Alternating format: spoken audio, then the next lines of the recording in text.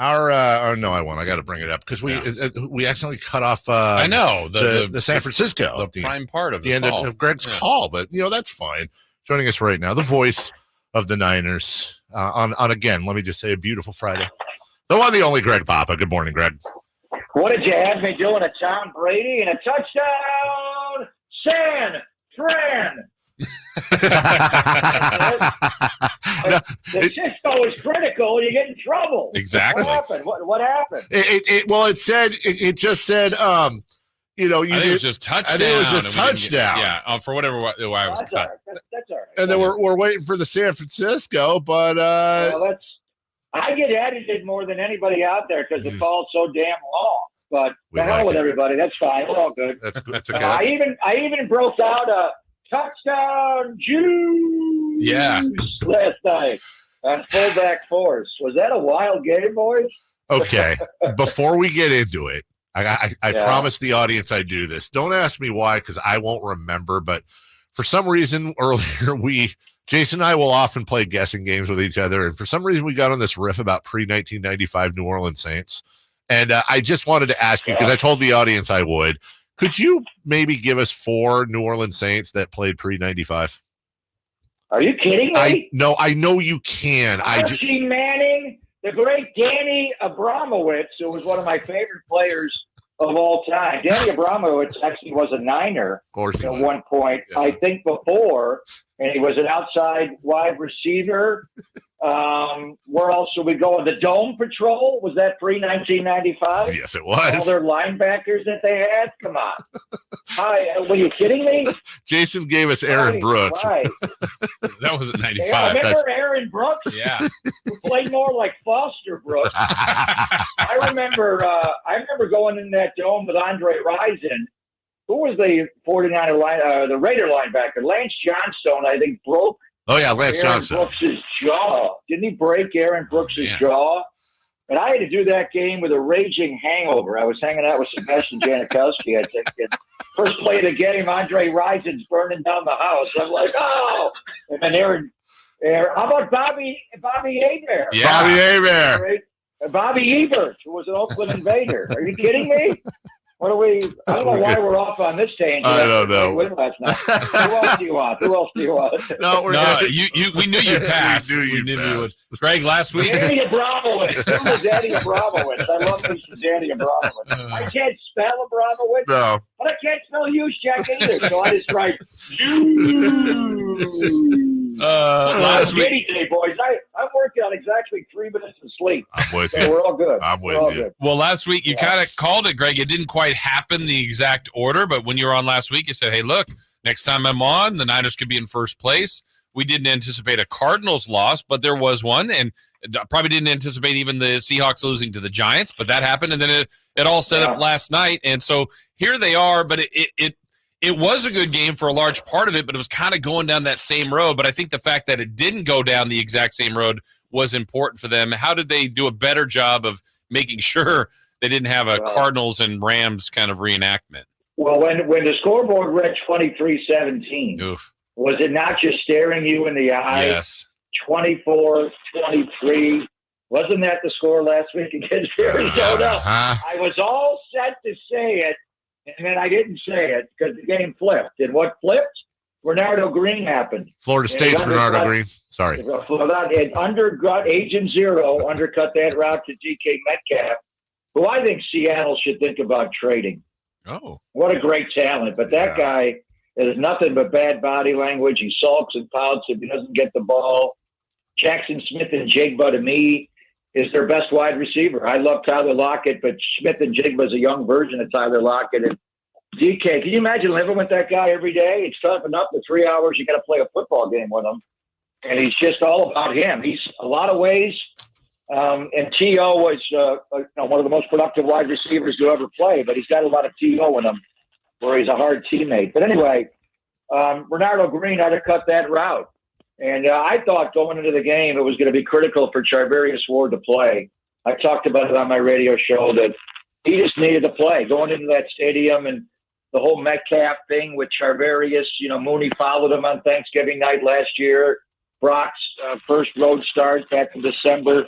December 15th of 2022. He followed him, and he just makes it a street fight. Mooney Ward is just street, and he's going to get up in your grill, and he's going to fight you. And DK, he's a big, tough guy, but does he want to fight you?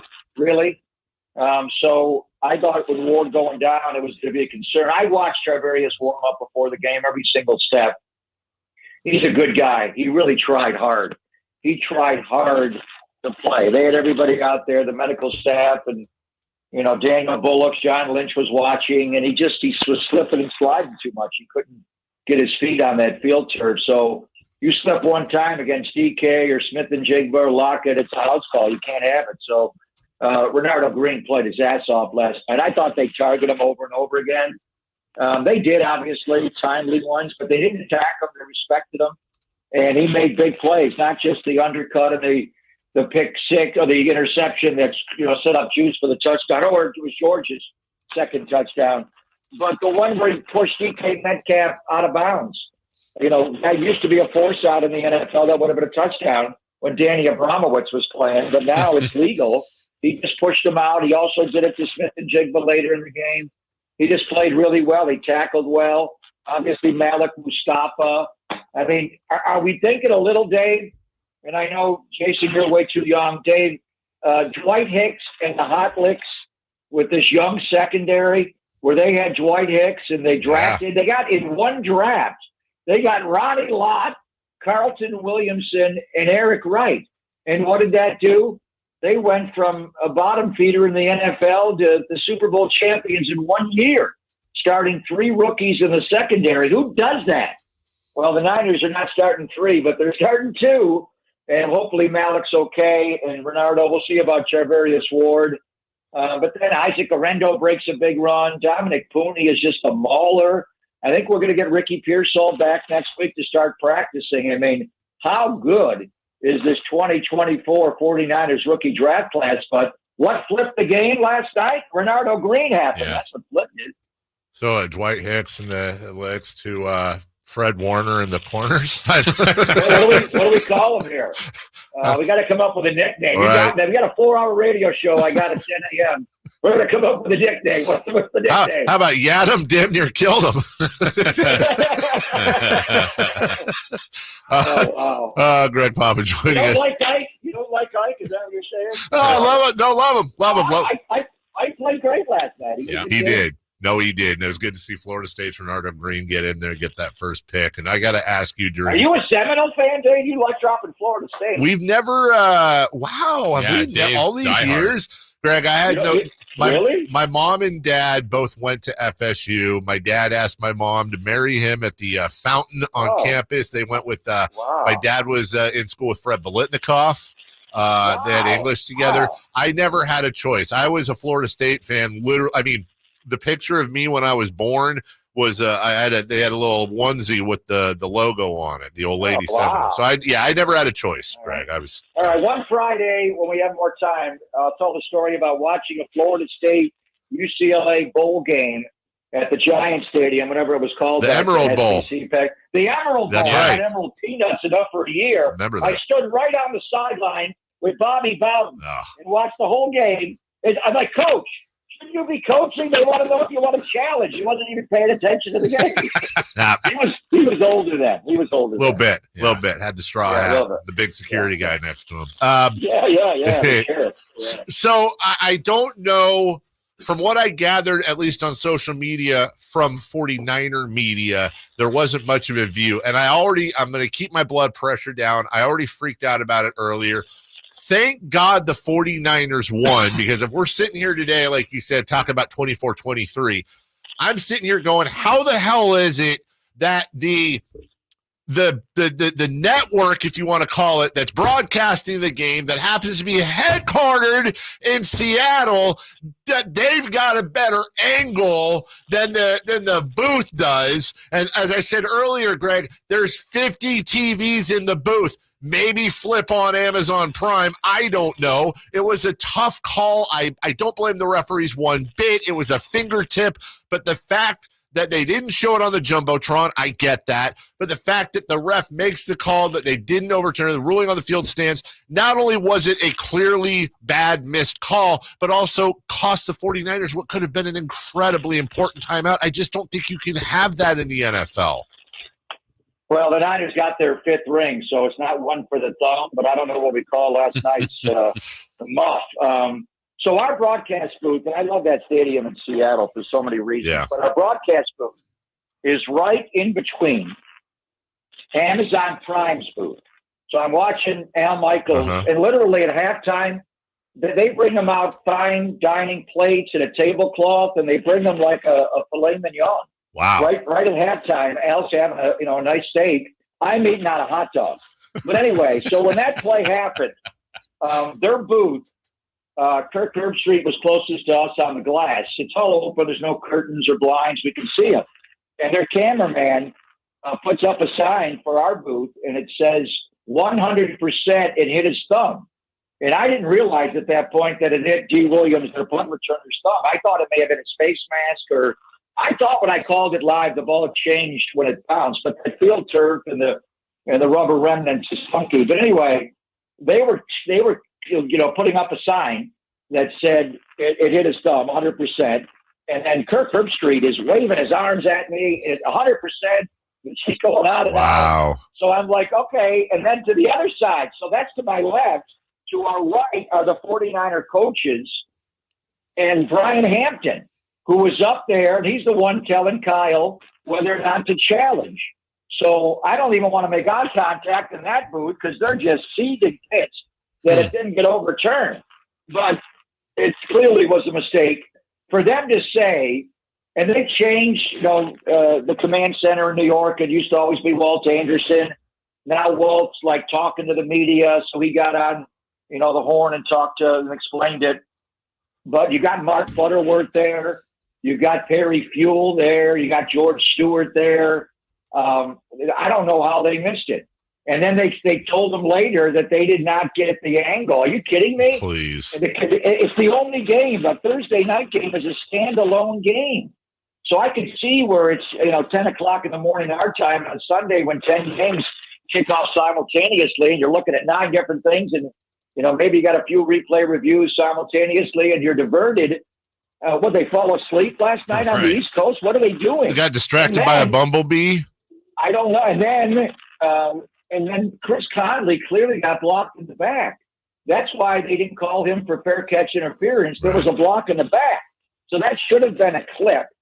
So Craig Rolstadt was the white hat last night, the referee, and his crew just lost complete control of the game. There was one time the Seattle Seahawks on defense huddled 15 players. Oh, my gosh. I'm like looking at the both teams, see what personnel groups in there.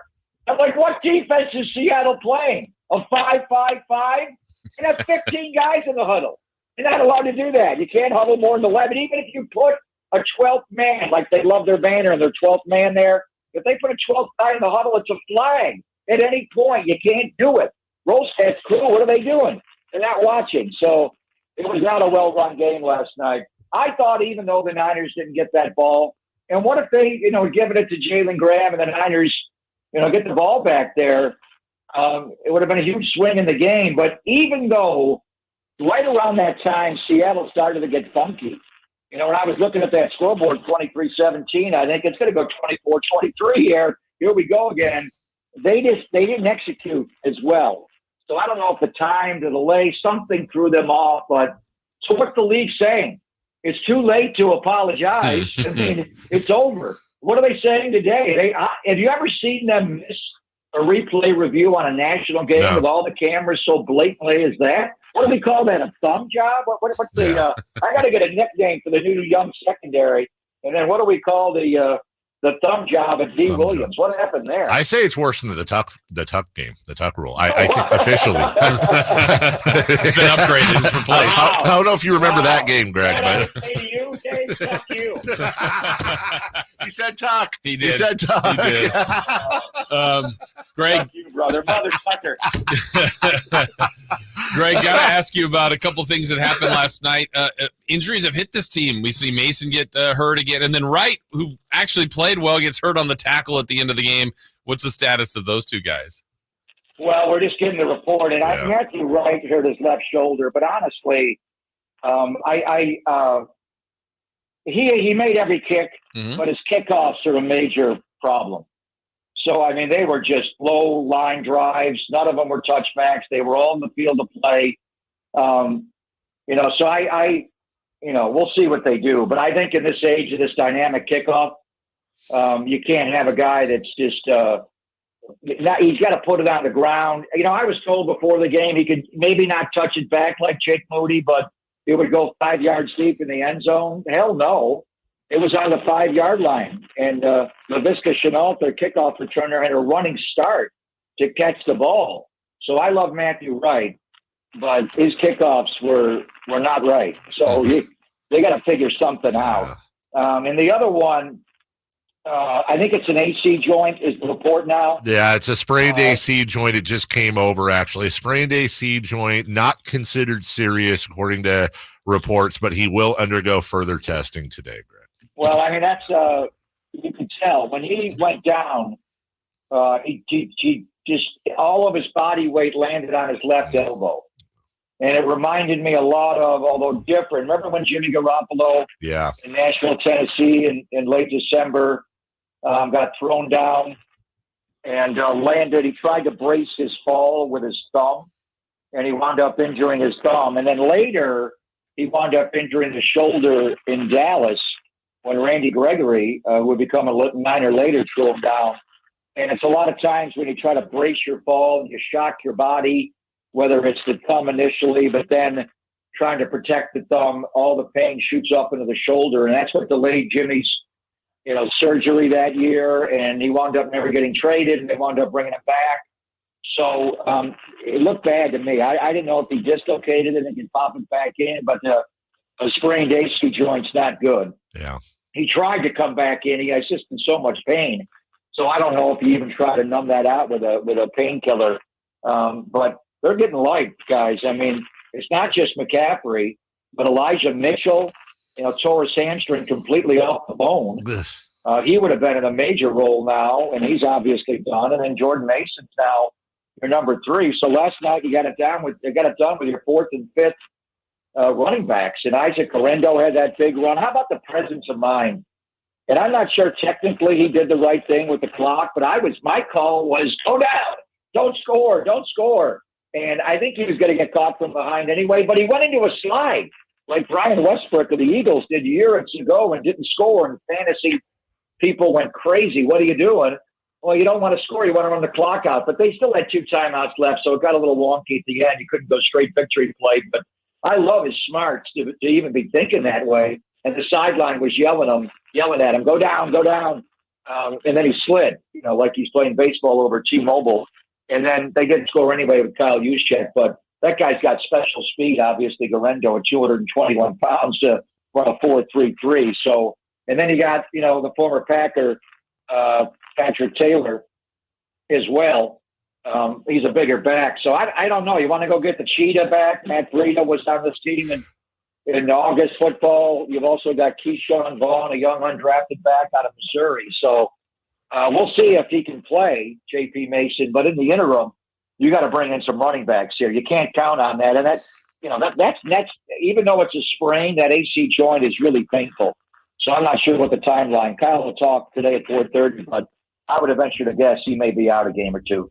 Is Olandis Gary still available? The old Olandis Gary, I love that. Yeah. Mike Anderson. Right. Ruben Drones, baby. The old Shanahan. Yeah. We're on the same page. Yeah. I mean, and how about Chuck Muncie? Was he ever in New Orleans Saint, Dave? I know he was a Charger. Did Chuck Muncie go to the Saints with those glasses? Remember he wore the glasses? Yeah, we're going to. I think Chuck Muncie may have been a New Orleans Saint. I think you're right, actually. Tony Galbraith? Remember Tony Galbraith? Yeah, you guys got me on the Saints. Hey, that's we were there for. Well, we also got on Mount Boothmore because somebody brought up Powers Booth, so we'll keep you out of that one. The actor. Wow. Yeah, that's how it goes on Friday. But we are joking about Reuben Drones and Alandis Gary and Mike Anderson. But there was something about that Mike Shanahan Broncos team where it really was no disrespect to those guys, but it really did seem like it was plug and play. And you got a 1,000-yard rusher. Is it too easy of a connection for dunces like me that just say, oh, Shanahan, and there you go? Or it just seems like Kyle's offense is kind of able to do the same thing with the Elijah Mitchells and the Jordan Masons, et cetera. And the reason, Dave, they went through a running back a year was because this system, it's one cut and downhill. And Bobby Turner was Mike Shanahan's running back coach back then. And he's Kyle's running back coach now. He's the OG of running backs. But the way they coach it, you're going to get hurt because you're one cut and even if the hole is blocked or, locked up and you can't get through, if you're playing Madden, you're not juking, you're trucking. Right. So, they get hurt because that's just the way. It's a lot of collisions. Jeff Wilson Jr., obviously here. Raheem Mostert got hurt a lot. It just happens. I got to look and see if Denver, they would go through like 4 running backs in 4 years. I'm not sure they'd go through 4 running backs in one game. Right. Or early in the year like this. So, but it's just the nature. But Garendo, because a lot of them are just zone runners and they know how to figure it out in the one cutting downhill. And J.P. Mason's just great at it. He hits that third step and he cuts it. The thing with Garendo, he does not have an actual feel for the outside zone. 4 years at Wisconsin and last year at Louisville. And he's a straight up and down runner. When I first saw him, I actually thought, make him a fullback. I just thought with Juszczyk's salary, they don't have a backup fullback. Maybe you need something to replace Juice. Did Garendo do that? Now, the guy runs a 4.3, 340, so you're not going to do that right now. But does he? He got caught. How'd that happen, Greg? He got caught from behind. I told him to go down. I was screaming, go down, Garendo. The sideline. It was a smart play. It was. Actually, he probably should have scored because they couldn't run the whole clock out. Right. But he runs a 4.33. The guy that ran him down, Devin Witherspoon, that guy runs a 4.45. Jeez. So pretty close. That guy's fast. So anyway, we'll see what they do. You want to bring the Cheetah back? You want Matt Breida back? Yeah, why not? You want to trade for Jeff Wilson Jr.? Fine. You want Raheem Mostert, the Mosterati back? What do you want to do there? Well, knowing McCaffrey. Well, yeah, that's exactly right. How about him? I forgot about him. Well, knowing John Lynch, this is about the time where he's going to trade for Alvin Kamara and Jonathan Taylor and for a third-round pick and and part of the Bay Bridge. I mean, this is really the time of the year where it seems John Lynch, the Chase Youngs and the McCaffreys of the world where, I just wonder if he's going to be adding something. Yeah, I think you wait a little bit. The trade deadline is after the bye. So the bottom line issue is here. They won last night, and I know the start has not been great. Kicking the game in L.A., kicking the Arizona game, being outplayed in Minnesota. But you're 3-3. Yeah. You got a mini bye. They are in first place in the NFC West. This is a watered down division. So, but you want to get back in for the overall NFC hierarchy and try to get as high a seed as you possibly can. But after this, you got Kansas City, and they're on a bye. Every time we play them, whether it's a Super Bowl or October, they hadn't played the week before. It's unbelievable, and Andy never loses off buys. 20-3. Yeah. And then you got Dallas right after that, Dave. So I think after that, then you get into Halloween and you get into the trading deadline, which is November the 5th. When the Niners come back from Halloween weekend, the deadline's that Tuesday before they go back to work in Tampa on the ensuing weekend. So you may think you need something right now, and we need running backs right now. We need safeties. How bad is this ankle injury for Malik Mustafa? Then something else may crop up.